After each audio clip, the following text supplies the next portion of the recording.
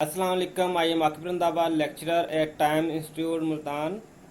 Today, next lecture is about nutrition epidemiology, in which we study about what is nutrition epidemiology and how we can conduct nutrition studies in a particular community as well area. First of all, I will discuss about epidemiology. Epidemiology mean के reason behind that disease के एक specific place पे एक specific community पे जो कोई भी disease का ब्रेकआउट होता है, हमने असेस करना है इसके थ्रू कि वो कैसे होता है, उसके कौन से कॉन्सिक्वेंसेज हैं, कौन से इश्यूज हैं, उसका रूट काज क्या है कि किसी भी जगह पे कोई भी स्पेसिफिक एरिया में या फिर डिफरेंट टाइप ऑफ एरियाज में जो कोई भी डिजीज़ प्रिवेल करती है वो हमने चेक करना है कि उसका मेन रीज़न क्या है, मेन और उसका रूट काज क्या है। वो क्या है एपिडेमियोलॉजी कि epidemiology mean find the reason behind the disease कि जिस तरह कोरोना आया हुआ है आजकल, ये एपिडेमियोलॉजिस्ट थे, न्यूट्रिशनल एपिडेमियोलॉजिस्ट थे जिन्होंने फाइंड किया था कि इसका रीजन था चाइना। ठीक, फिर उन्होंने डिफरेंट वहाँ पे स्टडीज़ की, ऑब्जर्वेशन स्टडीज़ की सबसे पहले आई, फिर उन्होंने एक्सपेरिमेंट डिज़ाइन किए उसके लिए। ठीक है, एपिडेमियोलॉजी मेथड टू टाइप्स के होते हैं, या तो वो ऑब्जर्वेशन स्टडीज़ हैं या एक्सपेरिमेंट स्टडीज़ हैं। जो ऑब्जर्वेशन स्टडी है वो एक ब्रॉड टर्म स्टडीज़ है। इसमें क्या होता है, ओवरऑल कम्युनिटी को जज किया जाता है कि यहाँ पर ये जो ब्रेकआउट हुआ डिजीज़ का, इसका मेन इश्यूज क्या है, मेन काज क्या है। वो एक्सपेरिमेंटल स्टडीज़ बाद में की जाती हैं, उसमें कंट्रोल्ड क्लस्टर ऑफ ग्रुप्स की फॉर्म में। उसके अलावा वो प्रॉपर ट्रायल्स किए जाते हैं, कम्युनिटी लेवल पर ट्रायल्स किए जाते हैं, फील्ड लेवल पर ट्रायल्स किए जाते हैं, कंट्रोल ग्रुप होते हैं। उसके अलावा हम रेंडमाइज ग्रुप में उस पर करते हैं रिसर्च, जिसकी बेस पे हम इंटरवेंशन देते हैं।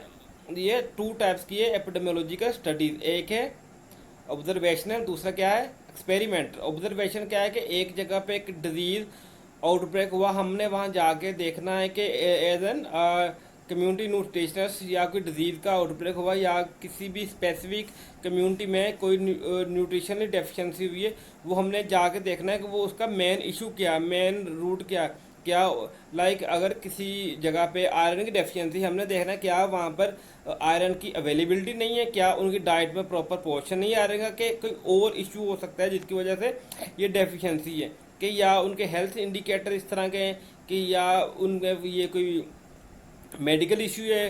कि लाइक आप स्टडी करते हो कि हमने ये स्टडी की कि ये हमने एक ऑब्जर्वेशन स्टडी की कि हमने एक कम्युनिटी को असेस किया, हमने फाइंडिंग की कि वहाँ पर जो मदर्स हैं, प्रेग्नेंट मदर्स हैं, वो आयरन की हैं, फोलेट की और B12 की डेफिशिएंसी है उनमें। ठीक है, ये आपने ऑब्जर्वेशन स्टडीज़ की, फिर आप वहाँ पर एक्सपेरिमेंट करेंगे। ठीक है, एक्सपेरिमेंट क्या करें, फिर आप उनको डिफरेंट ग्रुप्स में डिवाइड कर देंगे, एक प्रेग्नेंट्स और नॉन प्रेग्नेंट। एक जो प्रेग्नेंट्स में जिनको फर्दर है जो डेफिशिएंसी, आप फिर उनको क्लस्टर ऑफ ग्रुप्स बना देंगे। ठीक है, फिर आप उनके ऊपर भी ट्रायल्स करेंगे। ठीक है, वो तो हो गया एक कम्युनिटी ट्रायल।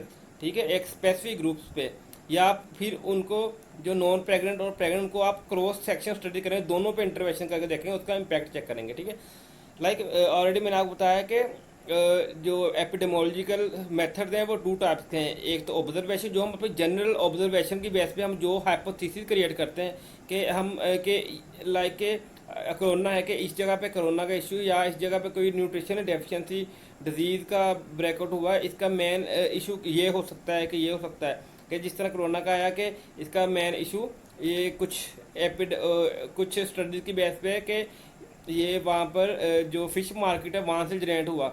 कुछ कह रहे हैं कि ये लैब मेड है, कि लैब में बना है। ठीक है, वायरस लैब में बना है। इस तरह जो न्यूट्रिशनल डिजीज़ होती हैं, जब ब्रेकआउट होता है रिस्क पे होती हैं, तो वो भी हम ऐसे ही फाइंड करते हैं कि हम वहाँ पे जाके पहले ऑब्जर्वेशन लेते हैं वहाँ की। ठीक है, अब तो हमें उस पर फाइंडिंग हम अपनी देते हैं in the form of hypothesis की बेस पे हम डिटरमाइन करते हैं कि या इसे ये इशू जो हुआ है इसका ये रीज़न हो सकता है। उसमें क्या है, डिस्क्रिप्टिव स्टडी है, एनालिटिकल स्टडी है। ठीक है, डिस्क्रिप्टिव स्टडी में ओवरऑल कम्युनिटी को असेस करते हैं, और उसमें फर्दर डिस्क्रिप्टिव को क्रॉस सेक्शन में डिवाइड किया गया है और लॉन्गिट्यूडल में, और एनालिटिकल स्टडीज़ को केस कंट्रोल में और कोहरेंट में। देन आप फर्दर जो एक्सपेरिमेंटल स्टडीज़ हैं उसमें यह कि हम जब इफेक्टिवनेस चेक करने के लिए, सर्विलेंस सिस्टम चेक करने के लिए और उसकी एवेलुएशन करने के लिए हम जो कंट्रोल स्टडीज़ करते हैं, जी जिस तरह कि कोरोना का फाइंडिंग आई, इनिशियल फाइंडिंग आई, तो लैब में जाके असेस किया कि उसके ऊपर ये ड्रग्स है, ट्रोकोट्राइनोल का इफेक्ट ज़्यादा है उस पर, ठीक है, मेथाट्रेक्सोल का इफेक्ट ज़्यादा है उसके ऊपर, उसके अलावा उसके ऊपर कौन से ड्रग्स हैं जिसका इफेक्ट ज़्यादा है। तो अब रिसेंटली ड्रग चेंज हुआ कि पहले कह रहे थे कि ट्रोकोट्राइनोल यूज़ कर लो, उससे रिकवरी हो जाती है, ठीक है। अब और इन्होंने अभी रिसेंटली फाइंडिंग दी है कि मेथाट्रेक्सोल इस तरह कोई है कोई कि अगर आप वो यूज़ कर लो तो आप प्रिवेंट कर सकते हैं। देन कम्युनिटी ट्रायल्स के किस तरह का उन्होंने ये किस तरह फाइंडिंग दी, उन्होंने वहाँ पर जो कोरोना के पेशेंट थे उनको उन्होंने असेसमेंट की, उनके ऊपर उनको ऑब्जर्वेशन की उनकी, उनको प्रॉपर वो ड्रग इंट्रोड्यूस करवाया गया, ठीक है। जब ड्रग इंट्रोड्यूस करवाया गया उसके पॉजिटिव इफेक्ट्स आए, ये एक सारा है एक्सपेरिमेंट स्टडीज़ में। Then further, how can we measure our differences in the disease occurrence in a different population, ठीक है। हम किस तरह मेजर करते हैं कि ये डिजीज़ इस पॉपुलेशन में है। मैंने ऑलरेडी बताया है कि एपिडेमियोलॉजी के स्टडी टाइप्स, एपिडेमियोलॉजी के रीज़न बिहाइंड द डिजीज़, वो हम क्रॉस सेक्शन स्टडी से करते हैं, उनको आपस में कंपेरेटिव स्टडी से करते हैं, क्लिनिकल ट्रायल से करते हैं, ठीक है। जो हमारे पास वहाँ पर जो सब्जेक्ट्स होंगे, जो रिस्क पे होंगे, हम उनकी मेजर करें। कोहरेंट स्टडी दे को हम कंट्रोल स्टडी करें, हम ग्रुप बना देंगे, रैंडमाइज बना देंगे, फिर उनको हम आपस में क्रॉस सेक्शन स्टडी करेंगे, ठीक है, उनका इंटरलिंक फाइंड करेंगे। एपिडेमियोलॉजिकल मेजरमेंट्स ऑफ इफेक्ट्स क्या है कि एक तो है कि डिफरेंसेस क्या है डिजीज रिस्क में, ठीक है। उसके अलावा रेशो ऑफ डिजीज रिस्क क्या है, रिलेटिव डिफरेंसेस क्या है डिजीज रिस्क में। लाइक एक जगह एक ब्रैकेट हुआ, जो दूसरी प्लेस है वहाँ पर जो ब्रैकेट हुआ है, आउटर ब्रैकेट जो हुआ है, क्या उसके रीज़न सेम है, उसके इथियोलॉजी सेम है। जब हम इथियोलॉजी फाइंड कर लेते हैं, मीन कि इथियोलॉजी क्या है, रीज़न बिहाइंड द डिजीज़, कि ये डिजीज़ के पीछे रीज़न क्या है। पॉइंट परिवेलेंस, परिवेलेंस कहता है अफेक्टेड के परिवेल, लाइक आप कोरोना मर जाएंगे, कोरोना की आप इसमें मिसाल रख लें कि या आप कोरोना के रख सकते हैं या किसी भी न्यूट्रिशनल डेफिशिएंसी के रख सकते हैं।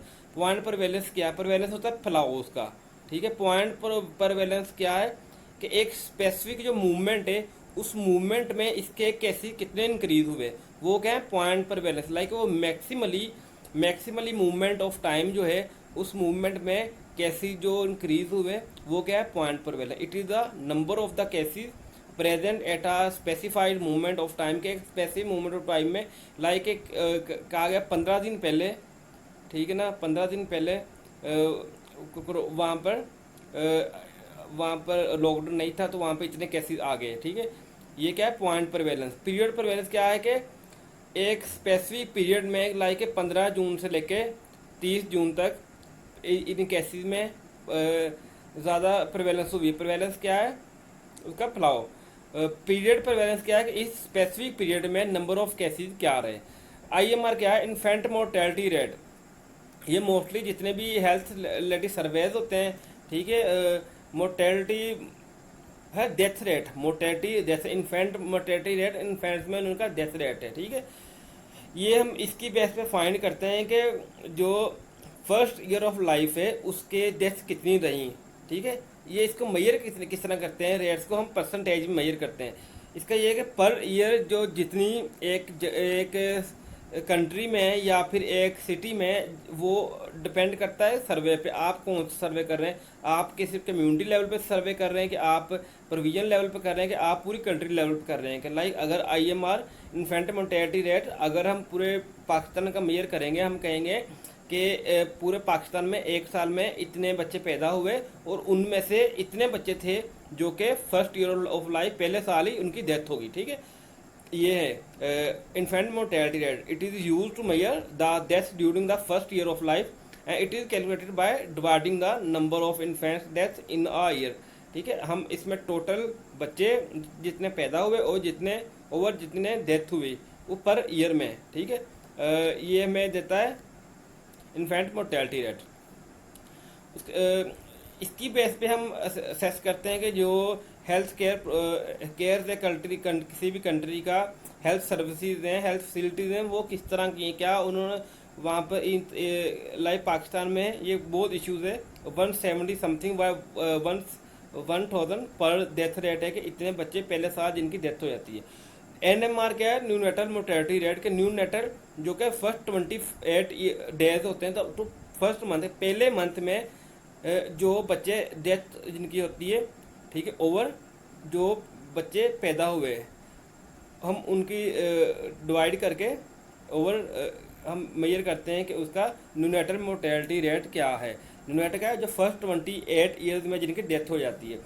It is the number of the death among infants less than 25 days of old divided by the number of live birth during a same year के एक साल में अगर एक जगह पे 10 लाख बच्चा पैदा हुआ तो उसमें से कितने डेथ हुई under 28 days. Mayor distance occurring incidents क्या है? ब्रेकआउट होना। इंसिडेंट क्या है? अक्रेंस होनी एक डिजीज़ का, एक स्पेसिफिक डिजीज़ का स्पेसिफिक पॉपुलेशन पे या फिर डिफरेंट टाइप्स ऑफ पॉपुलेशन पे उसका ब्रेकआउट क्या है, ठीक है। अक्रेंस इंसिडेंट उसका कितना इफेक्टिव रेशियो क्या है। इट इज़ द पॉपुलेशन, अगर एक पॉपुलेशन से हम आई से डिनोटेड करें, ठीक है, द डिजीज़ फ्री पॉपुलेशन उसको वो किसी भी पार्टिकुलर डिजीज़ में सफ़र करती है, ठीक है, एक स्पेसिफिक स्टडी पीरियड के लिए। तो उसमें हम ये करेंगे कि ये 0 to 1 तक है। 100 में से अगर एक कम्युनिटी में 1000 या 1 लाख कम्युनिटी रह रही है, लोग रह रहे हैं, ठीक है, हमने कहना है कि उसमें से कितने लोग अफेक्टेड हुए, फिर उसकी हमने परसेंटेज निकाल लेनी है, ठीक है। वो है इंसिडेंट कि कोरोना का या कोई भी न्यूट्रिशन डेफिशिएंसी का इंसिडेंट इतना तक जगह पे, लाइक उनकी 4.5% पॉपुलेशन जो अफेक्टिव थी, ठीक है। For example malaria free population कि अगर 1000 ग्रुप में लोग रह रहे हैं किसी भी जगह पर, अगर वहाँ पर जो 4 केसेज हैं मलेरिया के, इसका मतलब है कि वो 4/1000 के 1000 पॉपुलेशन में से 4 केसेज ऐसे थे जो कि मलेरिया के जिनमें सिम्टम थे, ठीक है।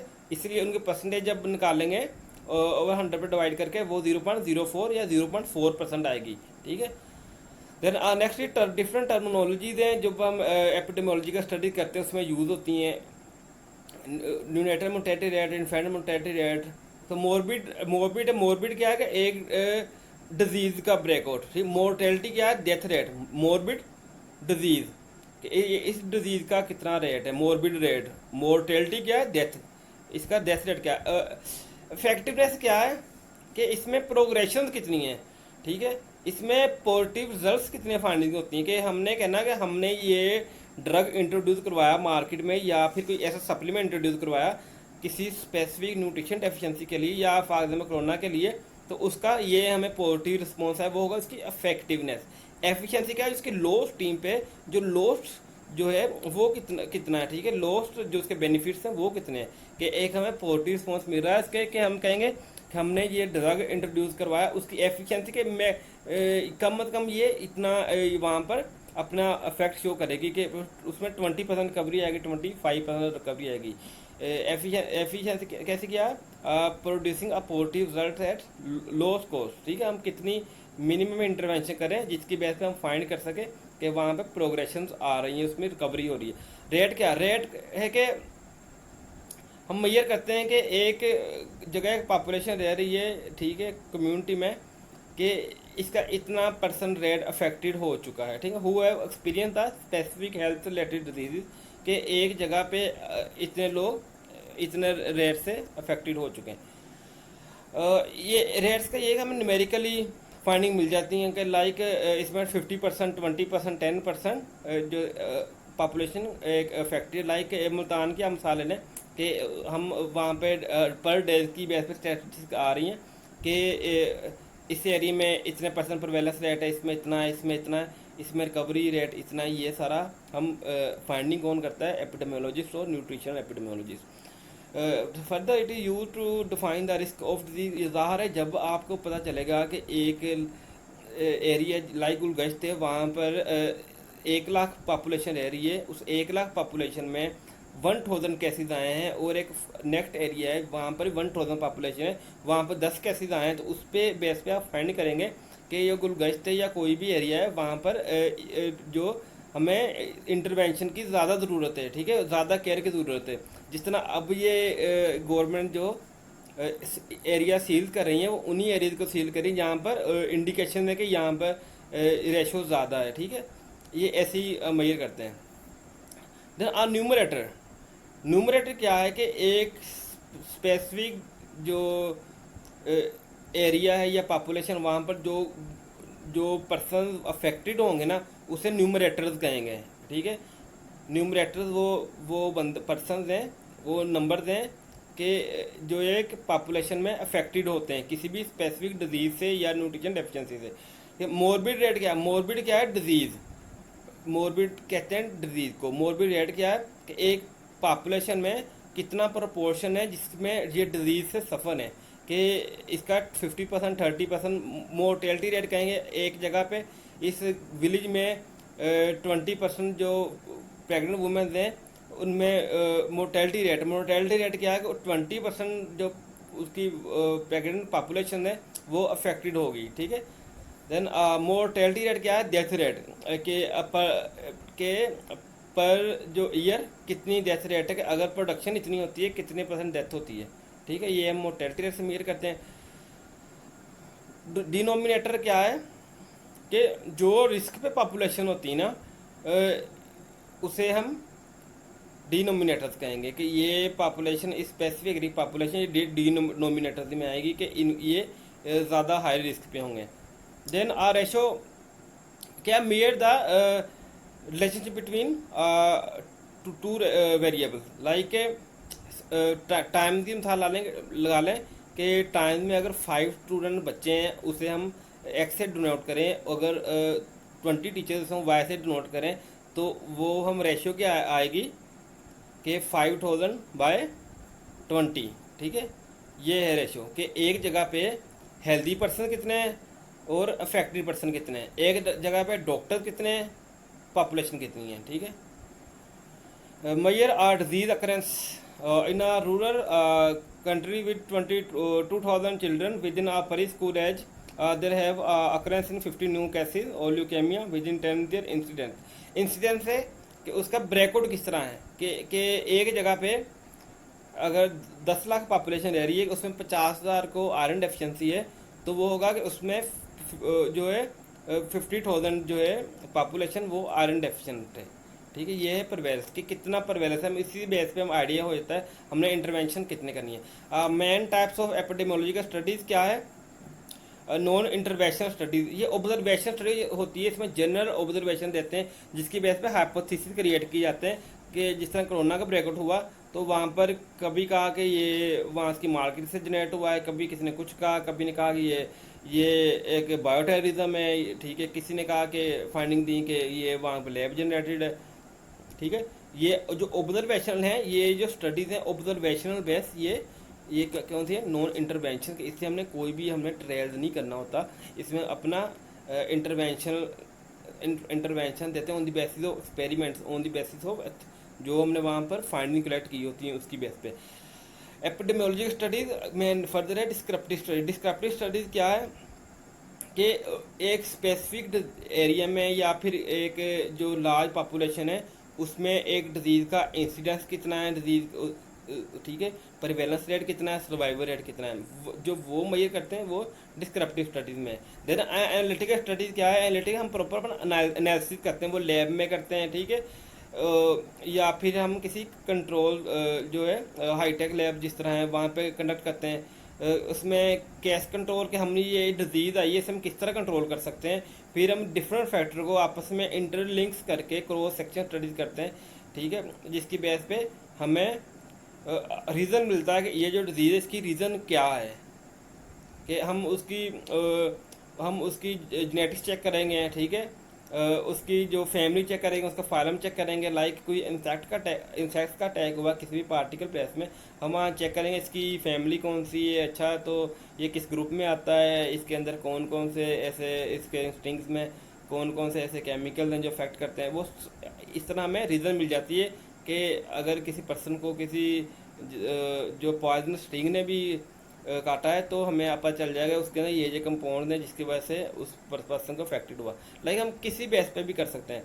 Then hatchery of study type already मैंने आपको बताई है कि जो डिस्क्रिप्टिव होगा उसमें केस रिपोर्ट होंगे कि इतने वहाँ पर इंसिडेंट हो गया, इतना परवेलेंस से जो वो हमें सर्वर से मिलेंगे। ठीक है। एनालिटिकल में क्या है कि उसमें क्रॉस सेक्शन स्टडीज होंगी। ठीक है। केस कोहरेंट स्टडीज हैं। एक्सपेरिमेंटल क्या है कि वो हम जो अपना ट्रायल्स करेंगे कि हमने 50% ले लिए जो कि कोरोना से इफेक्टिव थे, उनको हमने ये ड्रग इंट्रोड्यूस करवाई, इसका इफेक्ट ज़्यादा है, उसी बेस पे कहते हैं आप ये ड्रग यूज़ कर लें, इसका पॉजिटिव रिस्पॉन्स है। ठीक है। नेक्स्ट फर्दर क्या है कि एपिडेमियोलॉजिकल सीक्वेंसेस, इसमें यही है कि सबसे पहले जब इसकी सीक्वेंसेस क्या है, किस तरह आप मतलब ये डिज़ाइन करते हो। सबसे पहले हम जिस जगह पे कोई इशू होता है, कोई न्यूट्रिशनल प्रॉब्लम होता है या फिर कोई डिजीज़ का ब्रेकआउट होता है, आउटब्रेक होता है, तो हम वहाँ पर सबसे पहले ऑब्जर्वेशन करते हैं कि अच्छा हम जाते हैं वहाँ पर लोगों से क्वेश्चन लेते हैं, उनसे हिस्ट्री लेते हैं, उसकी बेस पे हम डेटा कलेक्ट करते हैं वहाँ से। ठीक है। देन क्या है कि हम जो केस केस हैं वो उसकी काउंटिंग करते हैं। देन फर्दर क्या है कि हम उसकी जो पॉपुलेशन फाइंड करते हैं जो कि रिस्क पे है। ठीक है। देन हम उसका कंपैरिजन करते हैं कि इतने इस ग्रुप में इतना पॉपुलेशन फैक्ट्री, इस ग्रुप में इतनी पॉपुलेशन फैक्ट्री, देन उनका आपस में कोस्ट स्टडीज करते हैं। अच्छा इस ग्रुप में कौन कौन से फैक्टर थे जिसकी वजह से ये डेवलप। देन हम फर्दर क्या है कि हम अपना हाइपोथेसिस देते हैं। ठीक है। हाइपोथेसिस क्या है कि हमने अपना पॉइंट ऑफ व्यू दे देना, अच्छा ये डिजीज इस वजह से फैली होगी। हाइपोथेसिस की बेस पे फाइंडिंग्स आती हैं। ठीक है। देन क्या, ठीक है, जो different types of point of views आते हैं, फिर उन पे एनालिटिकल स्टडीज होती है, उन पे ट्रायल्स होते हैं। अगर लाइक एक पर्सन ने कह दिया कि कोरोना का जो इशू है वो एक चाइना की मार्केट से जनरेट हुआ, एक ने कह दिया कि नहीं कोरोना जो है लैब में है, एक ने कहा नहीं ये बायोटेररिज्म है। जो हमें मैक्सिमली जो साइंटिफिक बेस हमें इंफॉर्मेशन मिलेगी, ठीक है, हम उसे जो मैक्सिमली हमें पॉजिटिव रिस्पॉन्स आएगा कि अच्छा 70% जो सर्चेज हुई हैं उन्होंने यही कहा है कि ये एक लैब मेड है। ठीक है। तो हम उसे वो हाईली सपोर्टेड होगी। ठीक है ना। तो देन फर्दर क्या है कि हम अपना एक्सपेरिमेंट स्टडीज करते हैं तो कि हमने इसे कवर किस तरह करना है, कि इसका एंटीडोट अब बन रहा है कि हम उसे एंटीडोट किस तरह बनाएंगे। ठीक है। देन उसकी हम इंटरवेंशन करेंगे और उसके बाद उसका रिजल्ट चेक करेंगे, इसकी वो होते हैं वैल्यूएशंस। देन ऑब्जर्वेशन स्टडीज़ में है अनकंट्रोल स्टडी के ज़ाहिर इसमें कोई कंट्रोल नहीं होता, आप ना तो इसमें कोई ग्रुप ऑर्गेनाइज करते हो, ये आप जनरली पॉपुलेशन पे स्टडी कर रहे होते हैं। These are the natural observation के नेचुरल ऑब्जर्वेशन कर रहे होते हैं, ना तो इस पर कोई भी प्रॉपर लैब्स होती हैं इसमें, ना तो इसमें प्रॉपर हम ट्रायल करते हैं, ठीक, ना प्रॉपर ग्रुपिंग करते हैं, ना कलेक्टर ग्रुप डेटा इकट्ठा करते हैं। डिस्क्रिप्टिव में क्या है, ओवरऑल अपना जो कलेक्शन करते हैं, इंफॉर्मेशन इकट्ठी करते हैं, ठीक है, जनरल व्यू से, कि उसकी बेस पे हमने फाइंड करना होता है कि यहाँ पे इथियोलॉजी क्या है, इसकी रीज़न क्या है।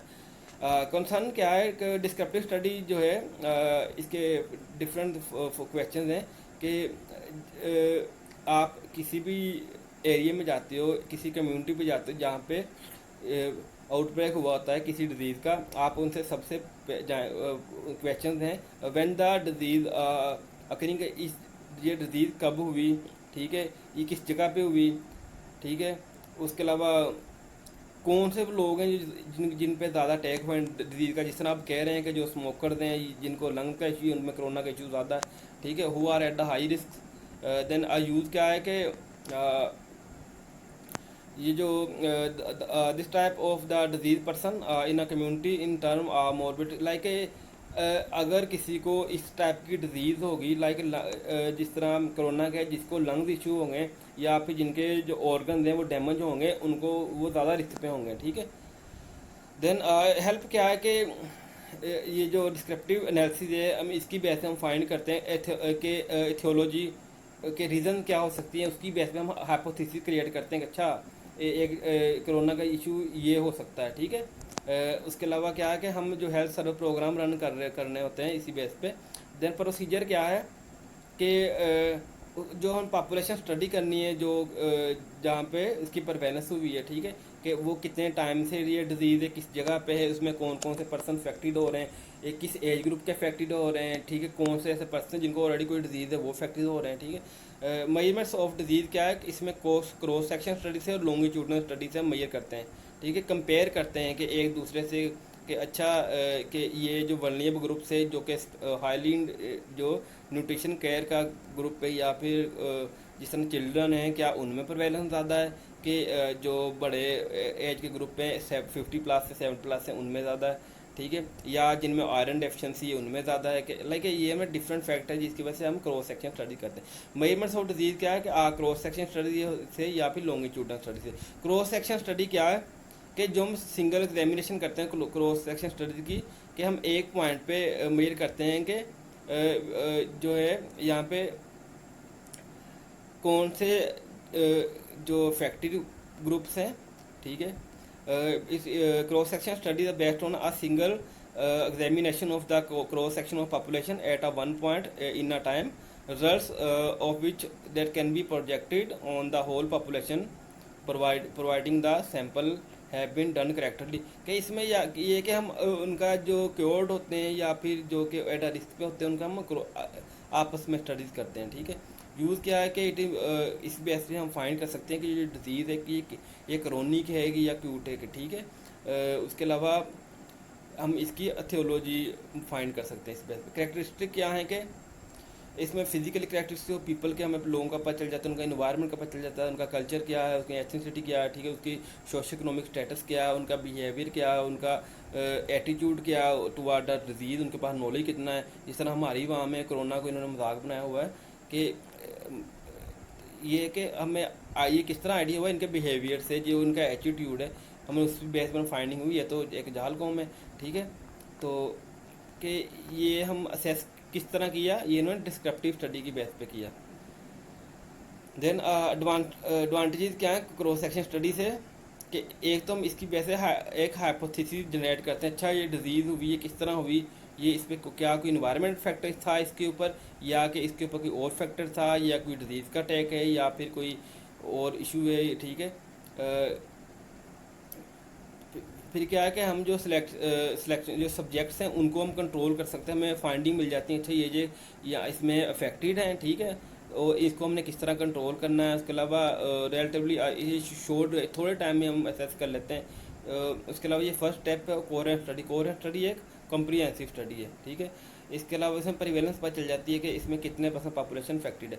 देन आर डिसएडवांटेज ये है कि ये मैं इस रेशो नहीं पता चलती कि कितनी % पॉपुलेशन अफेक्टेड है, ये किस तरह अफेक्टेड है, ठीक है। उसके अलावा ये है कि हमें जो सर्वाइवल रेट है वो नहीं पता चलता, उसका मोर्टेलिटी रेट नहीं पता चलता उनका, ठीक है। हम जो इंसिडेंट्स हुआ उसका वो नहीं हम फाइंड कर सकते कि इसमें इसका इंसिडेंस कौन सा हो सकता है। लॉन्गिट्यूडनल स्टडीज़ क्या है कि ये कि भी क्रॉस सेक्शन स्टडी की तरह है, ये भी ऑब्जर्वेशन है, ठीक है। इसमें क्या होती है कि जो रिसर्चर होते हैं वो डिफरेंट पॉइंट ऑफ व्यू से स्टडीज करते हैं, वो किसी एक पॉइंट पे लेते हैं। क्रॉस सेक्शन में क्या था, एक ही पॉइंट्स में उनको आपस में स्टडी करना, या इसमें क्या है कि इसमें जो रिसर्चेज हैं वो डिफरेंट पॉइंट्स पे स्टडी करते हैं, ठीक है, over a period of time, कि कभी 6 माह बाद, कभी साल बाद, उसमें क्या क्या वेरिएशन आती हैं, ठीक है। इसके बेनिफिट ये हैं कि हम क्या जो करेक्टरिस्टिक में चेंजेस आती हैं कि इन्वायरमेंट चेंज हुआ या फिर वहाँ पर फैक्टर चेंज हुए, हम वो हमें प्रॉपर उसकी हिस्ट्री मिल जाती है ऑन द बेस ऑफ दियर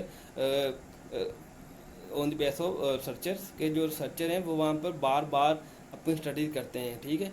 तो हम उसकी वजह से पता चल जाता है कौन कौन से वेरिएबल्स हैं जो कि चेंज हो रहे हैं, और कौन कौन से फैक्ट्स हैं जो कि इसको बढ़ा रहे हैं इंसिडेंट्स को, और कौन कौन से कम कर रहे हैं, ठीक है।